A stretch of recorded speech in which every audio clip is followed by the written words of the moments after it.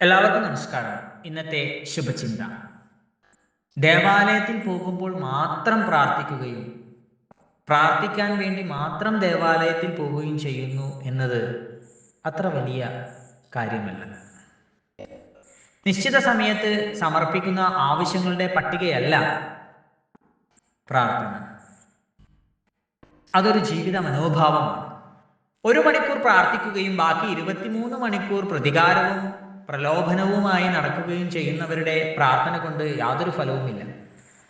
പ്രാർത്ഥനയ്ക്ക് മുൻപും പിൻപും എന്തു ചെയ്യുന്നു എന്നത് പ്രാർത്ഥനയുടെ സമയത്ത് എന്തു ചെയ്യുന്നു എന്നതിനേക്കാൾ പ്രധാനമാണ്.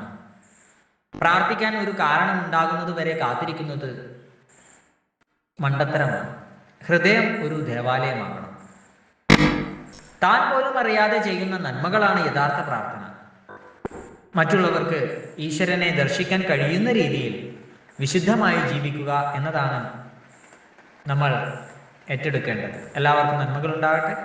എല്ലാവർക്കും ജീവിത വിജയം ഉണ്ടാകട്ടെ. നന്ദി, നമസ്കാരം.